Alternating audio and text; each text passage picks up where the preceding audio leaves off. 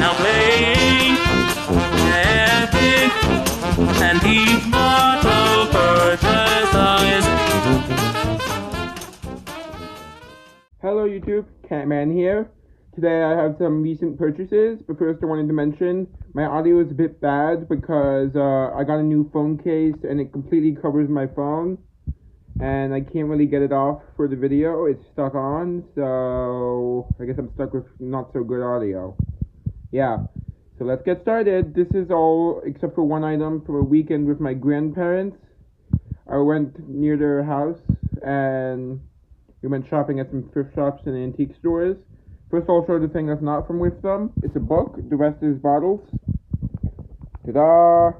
Decisions of the Commissioner of Patents, volumes 86 to 89, 1899. There it says Library of U.S. Patent Office. Yep. And also it says Dean Alfred Avins Law Library. But something that makes it extra special is under the Avins stamp, surplus, Library of Congress duplicate. So it was at one time in the Library of Congress. Yeah, that's really cool. And I'll show you the title page. There we go.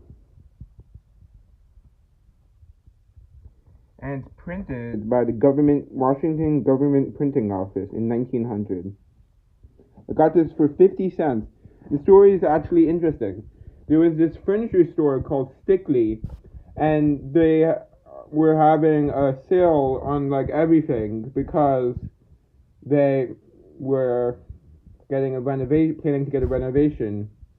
So they were doing discounts on all the furniture and stuff. And I remember from being there in the past that they used antique and vintage books for displays in the store, like for decoration. So I decided to just ask, are the books for sale? And at first they said no, but then some guy came out from the back, and I guess he was the boss, and he said yes, 50 cents each. So I got this along with a few other books, but this is the only like super interesting one, like the most interesting one. This is why I'm bothering to show it even though it's not a bottle. So yeah, that's really cool. And this is Dean Alfred Avins Law Library. I'll show you the information about him now. Alfred Avins lived from 1935 to 1999. He was an American lawyer, law professor, and dean. He was educated at Columbia Law School 1956 and the University of Chicago. His first book was The Law of AWOL 1957. He was best known as a staunch opponent of civil rights legislation. He was the author of numerous articles that criticized anti-discrimination legislation or sought to limit its scope. He was also the author of the Reconstruction Amendments Debates, the legislative history and contemporary debates in Congress on the 13th, 14th, and 15th Amendments, Virginia Commission on Constitutional Government 1967, which was designed to show the limited scope of Reconstruction amendments to support federal anti-discrimination legislation. It has also proven a useful resource for some scholars looking into the history of Reconstruction amendments. In the 1970s, he was the co-founder of Delaware Law School. He unsuccessfully sued Delaware Law School in the 1980s. In the 1980s, he was a co-founder of Northern Virginia Law School. That also resulted in unsuccessful litigation in federal court. Yep, pretty interesting. Okay, next item. I've decided to show I'm back, a bit messy right now, but this is a day later. But anyway, I decided to show the other 3 books that I bought for 50 cents each because they're pretty interesting. Yeah, so this one, Typhoon, what makes it interesting actually is not necessarily the book, but who owned it. Well, first, let's see, the book is Typhoon and Other Stories, 1924. What makes it extra interesting is this crest. So this is a very historic family. They came to America in the 1630s. Yep, and I'll show some information on them now. Honestly, I found so much information that I didn't even save it all. And I can't say it all, so I'll just say the most important thing, which is they came to America April 8th, 1630 from England to Watertown, Massachusetts. Yep. pretty cool. And you can see, I can't tell, for example, what the first name is, but I know the last name is Stearns, based on my research, and what the crest is. Yep. So, next item is this. Our America, Past and Present. It's a history book from like 1946 or so. Yep, 1946, because it goes up to present time, and present time is when Truman became president. Like right after the end of World... It goes up to about the end of World War II. I'm guessing that's it. But this was a school book. It's interesting. A lot of people signed it. Look, there. Look at all this. Yep. You can see someone drew a face there. And then there's here. Yep, pretty cool. Some people got this upside down. Took notes in it. You can see here. Pretty interesting. What is that picture? Huh. Okay. Pretty cool though. I'm gonna read it. That's what main reason I bought it. And then there's this history book. The English Humorist Political Reviews, Second Funeral of Napoleon. And this one is... Oh my god. When did that happen? Shoot. I didn't even notice that. Okay. But it was only 50 cents, so not too bad. It's from 1896. Show the inside. Someone... Look. It's a limited edition one, which is really cool. Look. Out of 1,000 copies, it's number 228. Yep. So this is a rare book. Don't know, that doesn't necessarily guarantee it's worth a lot, but oh well. I mainly bought it for reading. I didn't realize actually it was a limited edition when I bought it. But that's cool. Yep. So it's all old reviews, humorist reviews. I see, no, it's about the humorist, I think. See, no, it's not. Or it's a mix. Okay. That's pretty cool. And if I find any information on this one or this one, I'll show it now. Yep. Bye. These three I got at an antique store called Stan's. I tried to take a video of it, but they told me to stop filming. We only do like pictures. What? Yep. And they... Yeah, but it's extremely cool. It looks like something out of American Pickers. I've shown a video of it once before. Not a very good video, but a while ago I went there and posted a video on YouTube.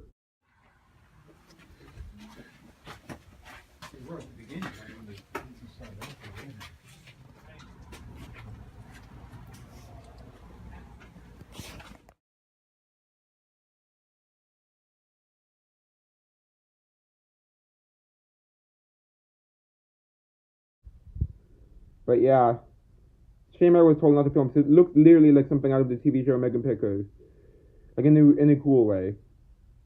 Yeah, it was epic. And there's tons of like old signs and stuff, and bottles. So I'll show you now what I bought.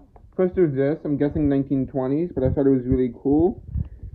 It's in English and French. Look, it says Paris Martini Cocktail, and yeah. I'll just read you the translated part. It's acid etched. For martini cocktails, use only martini vermouth. I'll show the history now.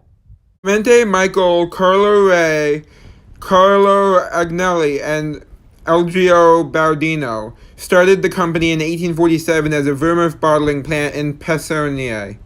A few years later, Alessandro Martini joined the team, becoming the director in 1863 along with Tefilio Sola and Luigi Rossi, who was the inventor of a vermouth. In 1863, they changed the company name to Martini, Sola, and Cia. They started exporting bottles of vermouth around the world. New York City was given its first crate in 1867. At the time, the firm was awarded several prizes which are still recorded on the bottles. Dublin 1865, Paris 1867 and 78, Vienna 1873, and Philadelphia 1876. Just 30 years after its creation, Martini was available in the United States, Brazil, Argentina, Greece, Portugal, Belgium, Egypt, and other countries. In 1879, the Sola family sold its interest to the remaining partners, who renamed the company Martini and Rossi, as it stands today.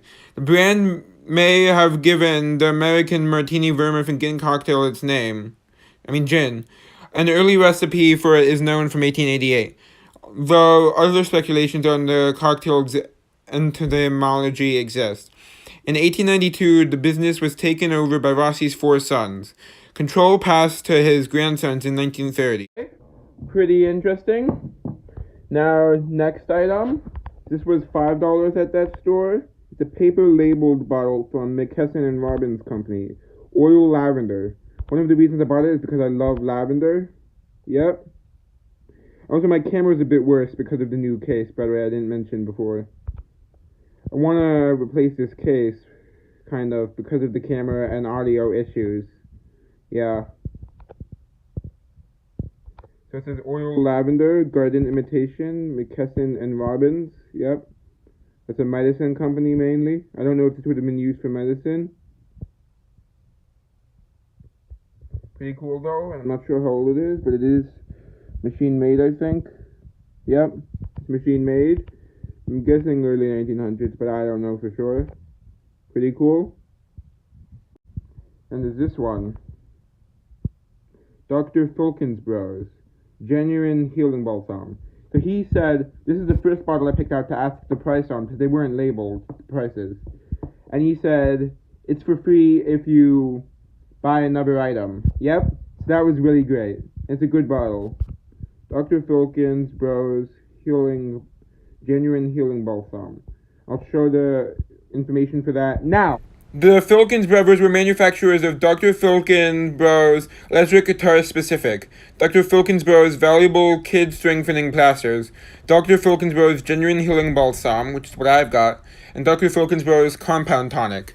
Dr. Filkins was a partnership consisting of Morgan L. Filkins, 1827 to 1896 is when he lived, and the 1875 graduate of the Eclectic Medical College of the City of New York. Welcome L. Filkins, interesting name. Also, 1875 graduate of the Eclectic Medical College of the City of New York, and Charles O. Filkins, an eclectic physician whose training is unknown. Filkins Bros first appears in the 1882 Rochester City Directory. Between 1882 and 1884, the firm consisted of M.L. and W.L. Filkins. Their younger brother, C.O. Filkins, is listed in the 1883 and 84 directories as a student. The 1885 Rochester City Directory is the first to include all three brothers in the family partnership. Welcome L. Filkins' name last appears in the 1889 City Directory. Whether he died or moved away from Rochester is not indicated in the 1890 directory. Filkins Brothers consisted of M.L. and C.O. Filkins until the former's death on June 13, 1896. Charles O. Filkins continued to operate the firm under the family name at least until 1903, the last year that the firm is listed in the Rochester City Directory. Yep. So I got some really good stuff. Next item. This one I bought for $22 actually in Newburgh at a place called Newburgh Antique Emporium. By the way, the place I showed before was called Stan's for the other three items. Yep. So this one was $22. I think it was fair. It's chipped at the top. It's an 1860s about ginger beer bottle. I mean, not ginger beer, beer bottle. Yep, O. Whitmore. I found online someone called A.O. Whitmore, but I'm not sure if it's the same person, so I'm not going to bother to show the information, but I also found a C. Whitmore, so that makes me less sure of what the correct information is. Like if either of them are the same person. Yep, but O. Whitmore. I think that's a decent price, $22, because I know these stoneware beers, at least the ones with writing on them, are worth a decent amount, like probably more than $22. But then again, with the chipping, I'm not sure, but I think I got at least list price. Yep.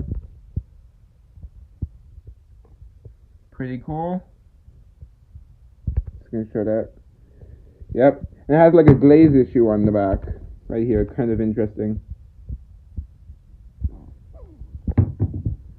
And this one's really cool. I got this for $8 at a place. This guy, my grandparents talked to him. What he does is he has this business where he cleans out people's houses, basically like garbage and stuff. You know what I mean? And so he used some of the stuff he finds to start an antique store, and that's where this stuff's from. So here we are. It's an 1890s poison bottle made by Whitehall Tatum Co. Really cool. You can see the pattern on it. You can see the marker on the bottom. So it's probably about 1890s, 1880s, 1890s. Yep, and I'll show the information now. These were also made with the mark HB Co. for Haggerty Brothers Co. And these, the only ones with the mark Haggerty Brothers, HB Co., was found for the poison bottles on the basis of Cobra Blue poison bottles, the same kind that were made by Whitall Tatum and Co., at least as early as 1872. Charles A. Tatum applied for a patent for this bottle on January 31st, 1884, and received patent number 15,120 on July 1st, 1884. The bottles also appeared as late as 1902 catalog, but were not in the one for 1909. Yep, so that was a good buy. Also, I found them selling for like $70 on eBay with the $76 on eBay with the stopper sold. So without the stopper, it's probably worth a decent amount still, and it's in good condition. Yep. Okay, I have one more item to show that I forgot. This is one I bought at my bottle club. It's actually a very rare one. I got it for $2 because the guy who sold it has 26 of them he dug. So the reason about it, I already have one that was given to me, but this one's in much better, much cleaner. Like the other one's like all frosted, so I decided to buy this. It's worth about $100 though. I got a good deal. Dr. Drewson's Southern Soothing Syrup. Really cool. Yep. So that's all. Bye. Hope you enjoyed. Woo!